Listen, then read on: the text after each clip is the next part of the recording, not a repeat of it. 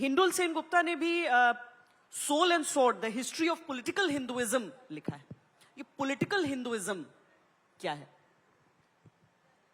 Thank you, बहुत अच्छा लगा। ये मेरा बचपन इस शहर में गुजरा है, यहीं पे पास में ही हमारा घर है सॉल्ट लेक में, तो मैं बहुत खुश होता हूँ। Thank you very much Sahitya Aaj Tak for inviting me again, and I am absolutely thrilled to have Usha ji, you know, what a legend, you know, rare pleasure. एक दो चीज मैं बोलना चाहूंगा। मेरे दोस्त विक्रम संपत जी ने चंद्रनाथ बासु जी के बारे में लिखा था, पर उससे भी पहले एक्चुअली हिंदुत्व शब्द यूज हुआ था, और वो शब्द यूज हुआ था एक ऐसे किताब में जिस किताब को हम सब जानते हैं। बंकिम चंद्र चट्टोपाध्याय के आनंद मठ किताब में ये शब्द है। अब मजेदार बात यह है, देखिए, जिस किताब से हमें वंदे मातरम मिलता है, उसी किताब में पहली बार हमें हिंदुत्व शब्द का उल्लेख मिलता है। देखिए, बंकिम उसके बाद धर्म तत्व लिखते हैं, उसके बाद चंद्रनाथ बासु आते हैं, वगैरह वगैरह। पर अभी सर कह रहे थे, सावरकर के बारे में कह रहे थे। सावरकर के अगर आप पढ़ें इसेंशियल्स ऑफ हिंदुत्व, आखिर में सावरकर कहते हैं कि अगर सच में कोई विश्वास करता है हिंदुत्व में, तो एक पॉइंट ऐसा आता है कि वो हिंदुइज्म से भी बढ़ जाता है, वो इज्म हट जाता है, वो इज्म डाइल्यूट हो जाता है। क्यों? क्योंकि देखिए, अगर आप हिंदुइज्म का फ्रेमवर्क देखें, उसमें फंडामेंटल चीज क्या है कि हमारे जो परदादाओं ने, जो ऋषि मुनि ने, उनको जो एक्सप्लोरेशन उन्होंने जो किया था, वो जो समझे थे, वो एक रेवलेशन था।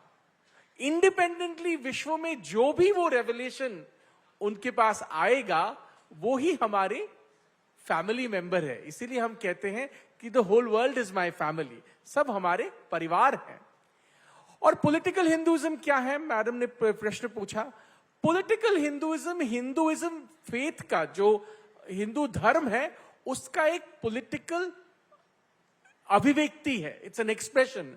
क्योंकि देखिए, धर्म हमेशा एक पॉलिटिकल एंगल भी होता है, हर धर्म का होता है, हिंदुइज्म का भी है। अगर समाज के साथ धर्म का कोई इंटरेक्शन नहीं होता तो पॉलिटिक्स नहीं चाहिए होता।